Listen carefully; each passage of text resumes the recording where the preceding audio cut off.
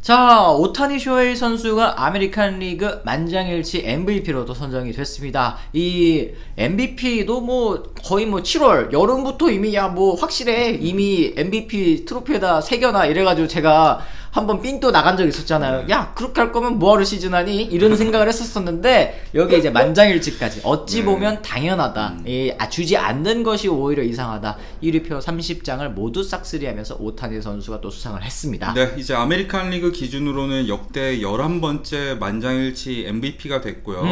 이제 지명타자로 주로 출전한 야수로서는 역대 최초, 그리고 투수로서는 역대 23번째였습니다. 그래요. 일본인 선수로서는 2001년에 이치로가 수상을 했었으니까 역대 두 번째로 대단한 이 상을 수상하게 됐어요. 맞습니다. 이 게레로 선수도 뭐 정말 이 개인 커리어에 남을 정말 뭐 역대급 성적을 찍어줬습니다만 아쉽게도 이제 투타격만 그러니까 아쉬워요. 게레로도 너만 없으면 내가 MVP인데 투타격만 아니었어도 내가 MVP인데 이런 생각을 할 텐데 2위표 29장을 받으면서 이제 2위를 차지를 했고요. 2위표 한 장은 또 이제 살바도르 페레즈가 또 가져가게 되면서 어쨌든 이 게레로 선수는 다음번으로 MVP 수상을 밀어두게 됐습니다.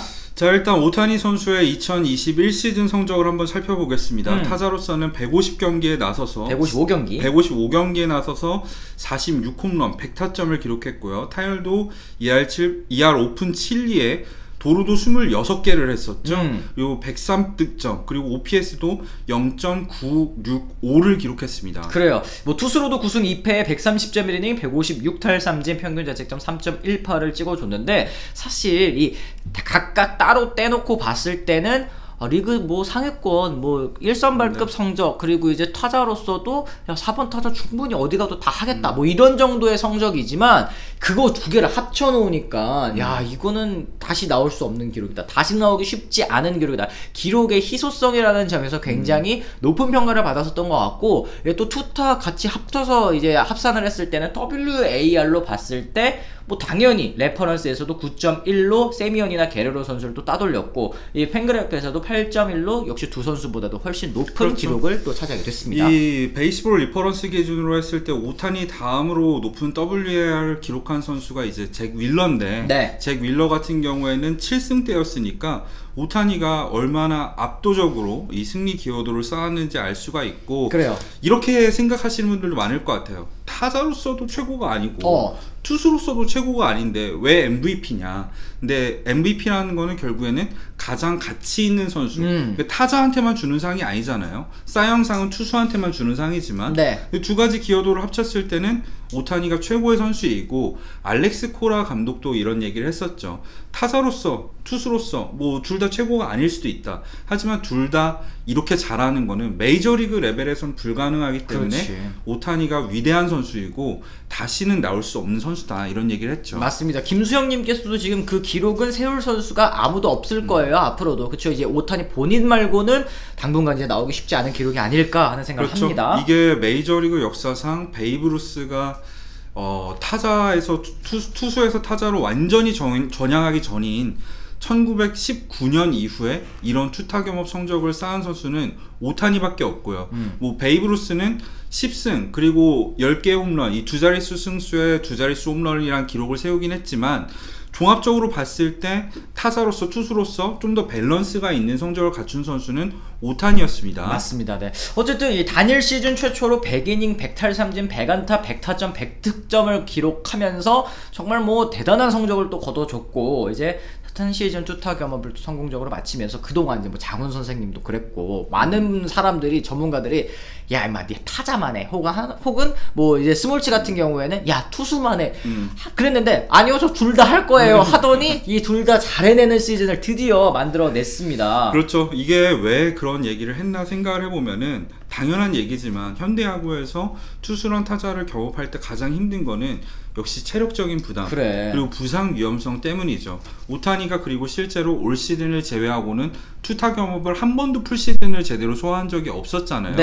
하지만 그런 불가능할 거라는 평가 속에서 오타니는 도전을 이어갔고 드디어 위대한 시즌을 만들어내면서 메이저리그 역사에 한 획을 그었다고 저는 생각을 합니다. 그렇죠. 그러니까 사실 현대야구에서는 투수와 타자 중에서 하나만 잘하기도 어렵잖아요. 그러니까 오타니 요 투수 기록 따로 떼놓고 타자 기록 따로 떼놓고 하나만 하라 그래도 어려운 성적인데 그걸 이제 둘 다 같이 하면서 해냈다는 게 일단 굉장히 높은 평가를 받은 것 같고, 사실 베이브 루스 뛸 때는 과거에는 야구의 수준이 그렇게 높다고는 할 수 없었잖아요. 진짜 그렇지. 특출난 선수가 한 명 나오면은 둘 다 잘할 수가 있네. 뭐 우리나라에도 김성환 선수가 과거에 했었잖아요. 맞습니다. 근데 이제 현대야구에서 세계 최고의 야구 리그에서 둘 다 모두에서 리그 상위권 성적 찍는다? 이건 진짜 대단한 거라고 밖에 할 수 없을 것 같습니다. 그리고 오타니 하면 또 알아주는 게 이제 성실함, 또 그리고 인성 아니겠습니까?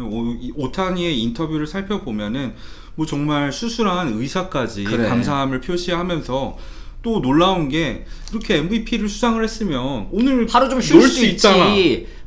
진짜 야구밖에 모르는 오타니 내일 자기 훈련해야 되니까 그렇죠. 오늘도 일찍 자야 된대. 에라 이 자식아.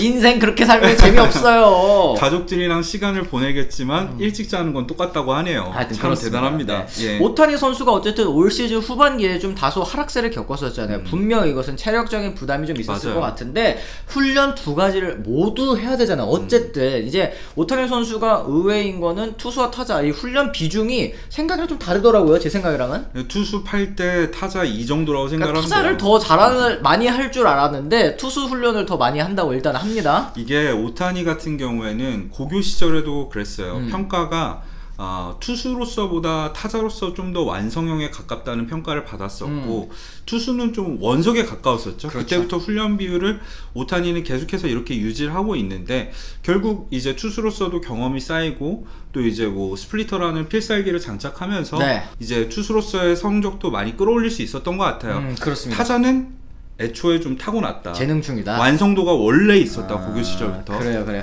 어쨌든 이 다른 선발 투수, 일반적인 선발 투수들은 이제 한 번 던지고 하루 던지고 이제 나흘 쉬잖아요. 이제 그러다 보면은 뭐 체력이 다시 회복이 될 수도 있는 그런 상황인데, 오타니 같은 경우는 아무리 지명 타자라고는 하지만 선발 투수 한 날에도 나오고 선발 투수 하고 다음 날에도 이제 타자로 나오고, 조매든 감독이 올 시즌에 야 그래 니 오늘 하고 싶다 그랬지? 내가 한번 니 하고 싶은 대로 하게 해줄게. 다 굴려, 계속 굴려, 맨날 굴려 이랬는데도 이 시즌 끝까지 풀 시즌을 소화했다는 것 자체가 정말 오타니 선수의 올 시즌 활약이 얼마나 대단한지 알 수 있죠. 네. 조금 아쉬운 점을 말하자면 마지막 주 경기에서 잘 던졌는데 9승으로 아깝게 두 자릿수 승수 달성을 못한 거. 네. 우리는 어쨌든 10진법의 노예니까 그치. 그게 아쉬웠고, 그 다음은 타자로서 홈런 페이스가 정말 좋았었는데 체력적으로 좀 부담을 느끼면서 결국에는 홈런 3위로 내려앉은 게 약간 아쉬워요.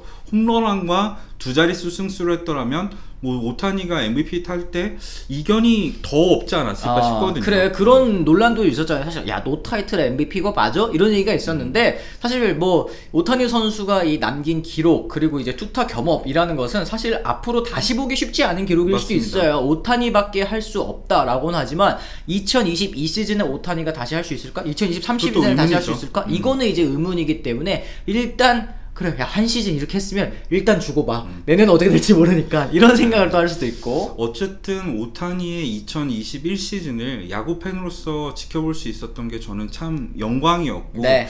나중에 다시 한번 얘기할 수 있을 것 같아요. 맞습니다. 예. 네. 그리고 이제 내셔널리그 같은 경우에는 브라이스 하퍼가 수상을 했습니다. 그래, 1위표 30장 중에 17장을 받으면서 1위 총점 348점을 수상을 했고요. 2위는 소토 선수가 274점으로 또 수상을 2위 차지를 했습니다. 2015년 이후에 6년 만에 또다시 MVP를 차지하게 됐는데, 당시에는 이제 만 23살로 역대 최연소 만장일치 MVP를 또 수상을 했었었는데, 세웠었죠. 그 이후로 사실 좀 부침이 있었잖아요, 하퍼 그렇죠. 선수가. 뭐 하퍼가 꾸준히 A급 성적을 기록하긴 했었지만 2015년에 준하는 성적을 기록한 적은 없었는데, 올 시즌에는 후반기 반등이 정말 놀라웠어요. 특히 시즌 초반에 저는 생각나요. 4월에 이제 얼굴 쪽에 97마일짜리 패스트볼을 맞았잖아요.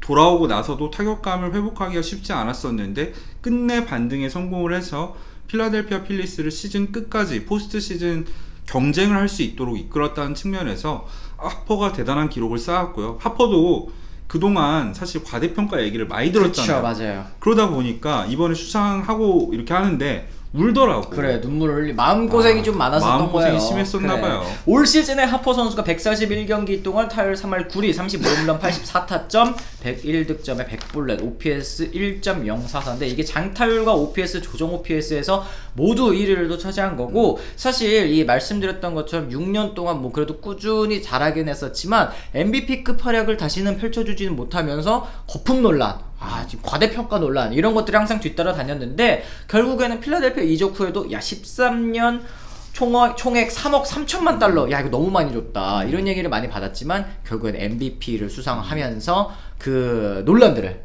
다 뒤따라오는 뭐 먹튀 논란 뭐 이런 걸 다 이제 싹 쓸어버리는 시즌이 된 것 같아요. 맞습니다. 그리고 뭐 2위 같은 경우에는 소토 선수가 워낙에 타격 성적이 좋다 보니까 네. 수상을 할 수가 있었고요. 3위는 페르난도 타티스 주니어가 역시 뭐 유격수로서 홈런 1위를 차지했으니까 그렇죠. 수상을 할 수 있었습니다. 그렇습니다. 어쨌든 이 아메리칸 리그와 내셔널리그 MVP 뭐 어제 싸이 영상 같은 경우에는 논쟁이 조금 있었습니다만 MVP는 역시 뭐 논란의 여지 없이 하퍼와 그리고 오타니 선수가 수상을 하면서 올 시즌 또 수상, 뭐 주요 수상들이 또 이렇게 또 마무리가 된 것 같습니다. 자, 이제는 또 오프 시즌, 이제 스토브 리그가 생각보다 좀 빨리 진행되는 것 같아요. 뭐 노사 협정이라는 이슈가 있기는 하지만 어쨌든 지금 빅네임 FA들이 제법 뭐 빨리 팀을 찾아가는 그런 상황이기 때문에 오프 시즌 또 다른 소식이 있다면 저희가 또 빠르게 전달을 해드릴 수 있도록 하겠습니다. 저희가 주말은 좀 쉬었다가 또 이제 월요일부터 금요일까지 또 라이브 오후 3시에 매일 하고 있으니까요. 계속 많은 관심 부탁드리도록 하겠습니다. 저희는 그럼 다음 주에 다시 돌아오도록 하겠습니다. 지금까지 시청해주신 분들 모두 감사합니다. 고맙습니다.